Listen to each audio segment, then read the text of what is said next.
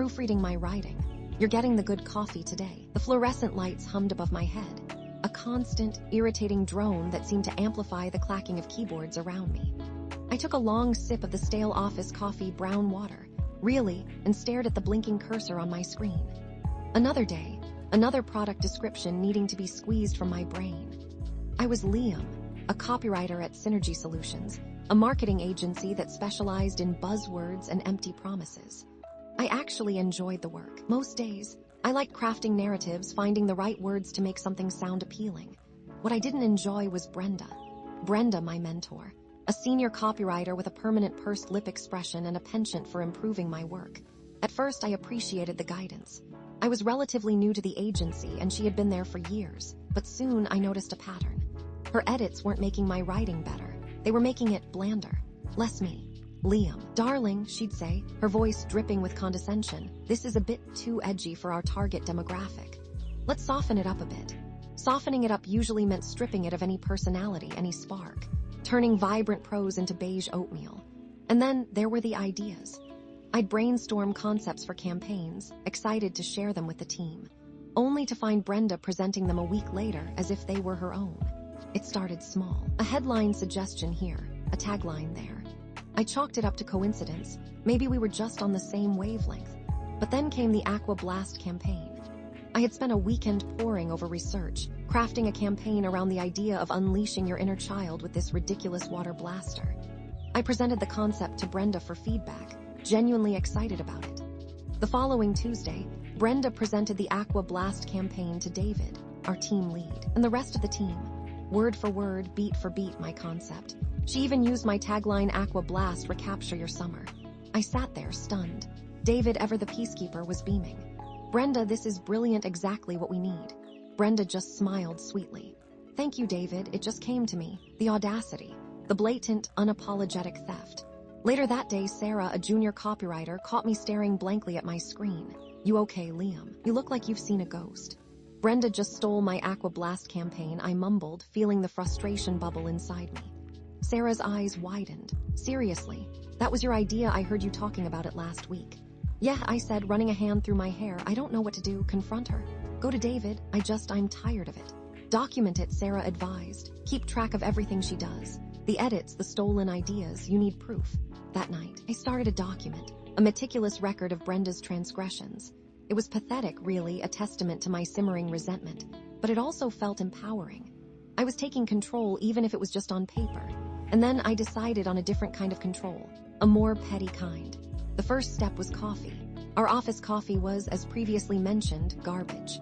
Brenda, however, seemed perfectly content with it. Every morning, she'd brew a pot of the cheap, pre-ground stuff and happily sip away at her desk. I decided to introduce her to the finer things in life, or rather, not introduce her to them. The next day, I brought in a bag of single-origin Ethiopian Yirgacheffe beans. Lightly roasted, fruity, with notes of bergamot and jasmine. The kind of coffee that made you close your eyes and savor the moment. I ground the beans fresh in the office, the aroma filling the air, a stark contrast to the burnt rubber smell of the office blend. Brenda wrinkled her nose. What is that smell? Oh, just some coffee I brought in, I said casually, pouring myself a cup. It's different. I deliberately savored the first sip, making a small mmm sound. I offered a cup to Sarah and Mark, the graphic designer, who were both clearly intrigued. They took a sip and their eyes widened. Wow, Liam, Sarah said, this is amazing, yeah. This is real coffee, Mark agreed, taking another sip. Brenda watched us, her expression a mixture of curiosity and annoyance. Is it strong? She asked. It's complex, I replied, deliberately avoiding offering her a cup. Every day after that, I brought in a different bag of artisanal coffee. Kenyan AA, Sumatran Mandling, Kona Peaberry, each more fragrant and delicious than the last. I brewed it loudly, deliberately, making sure the aroma wafted over to Brenda's desk.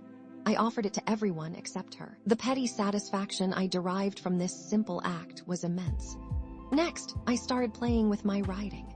I knew Brenda would edit everything I submitted, so I started incorporating deliberately obscure and overly complex words into my initial drafts. Words that sounded impressive but were ultimately unnecessary.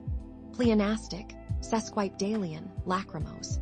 I imagined Brenda furrowing her brow as she looked them up, then smugly replacing them with simpler, blander alternatives. It was a way of subtly mocking her, of turning her corrections into a form of performance art. I also started writing misleadingly vague sentences, statements that only made sense if you fully understood the context. I knew Brenda wouldn't bother to do the research. She'd just make assumptions and correct them based on her limited knowledge. For example, in a campaign for a new line of eco-friendly cleaning products, I wrote the solution lies in harnessing the power of sustainable surfactants. Technically correct, but Brenda, without bothering to research the specific type of surfactants used, changed it to the solution lies in using natural ingredients. Technically correct again, but much less specific and impactful. She had dumbed it down just as I'd planned. I even started misplacing important documents. Not permanently, of course, just delaying them, causing Brenda a moment of panic and frustration. A strategically hidden digital file here, a misplaced printout there. Small acts of sabotage that added up to a significant disruption in her workflow. The coffee, the complex words, the misleading sentences, misplaced documents, it was all adding up.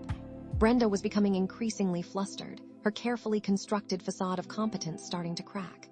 I even subtly involved Mark, the graphic designer. He'd been with the company for years and knew everyone's strengths and weaknesses. He was also, I suspected, not a huge fan of Brenda. "Hey Mark," I'd say, "what do you think of the color palette Brenda chose for the new brochure? It seems a little muted, don't you think? Or I'm just wondering about the font choice Brenda made. Does it really convey the right message for a tech company?" Seemingly innocent questions, but designed to plant seeds of doubt in Mark's mind. To make him question Brenda's design choices, to subtly undermine her authority. David, our team lead, remained blissfully unaware of the subtle war raging around him. He was too busy trying to keep the peace, too eager to avoid any kind of conflict. He saw Brenda as a reliable, experienced member of the team and trusted her judgment implicitly. Which, of course, only fueled my frustration and determination. Brenda's anxiety was becoming increasingly apparent. She was making more mistakes, becoming more irritable. She started snapping at Sarah, even criticizing David's management style. Then came the presentation. Jennifer, the VP of marketing, was visiting the team to review a new campaign proposal for a major client. The campaign was built on my initial Aqua Blast concept, and I knew that Brenda would present it as her own. This was my chance. I prepared meticulously. I anticipated every question Jennifer might ask, every potential challenge to the campaign. I rehearsed my answers, crafting them to subtly highlight Brenda's lack of understanding and to showcase my own expertise. The meeting started off smoothly. Brenda presented the campaign using my ideas, my words, but I knew she was skating on thin ice. She hadn't done the deep research I had done, and I knew the pressure would get to her. Jennifer asked a pointed question about the target demographic. Brenda stumbled, clearly unprepared. "Well," she said, "we're targeting, families, with kids."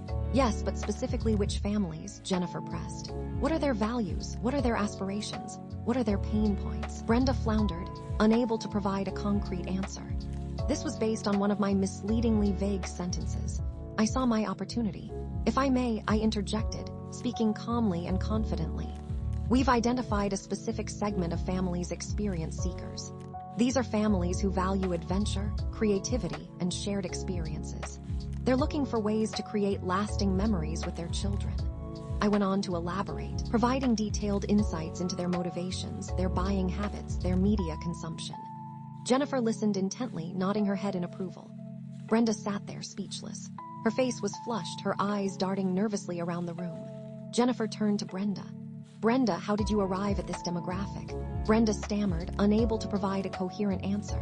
She just kept repeating, "families with kids." Jennifer's expression hardened. She clearly wasn't impressed. After the meeting, Jennifer pulled David aside. I couldn't hear what they were saying, but I could see David's face growing increasingly grim. The next few weeks were a slow-motion train wreck for Brenda. Her influence within the team diminished. David started to rely on me more, seeking my input on projects, assigning me more responsibility. Brenda became more isolated, more insecure. She started arriving late to work, taking long lunches and leaving early. She was unraveling. And I, Liam, the coffee connoisseur, the master of petty revenge, was finally getting the recognition I deserved. Brenda was eventually reassigned to a different department, a less visible, less creative role. She was still with the company, but her days of stealing my ideas and undermining my work were over. I, on the other hand, was promoted. I was now a senior copywriter with my own team of junior writers to mentor. I vowed to be a better mentor than Brenda had been. I sat at my desk, preparing for my next project. The sun was streaming through the window. The air was filled with the aroma of freshly ground Ethiopian yirgacheffe. I took a long sip, savoring the moment. Sarah and Mark walked by my office. "Hey, Liam," Sarah said. "That coffee smells amazing, yef. You got any more of that liquid gold?" Mark asked. I smiled, gesturing to the French press on my desk. "Always." I poured them each a cup, careful to keep my back to Brenda's old, now empty desk. Brenda saw me sharing my brew. A faint smile played on my lips. I had learned a lesson: never mess with a copywriter and his coffee.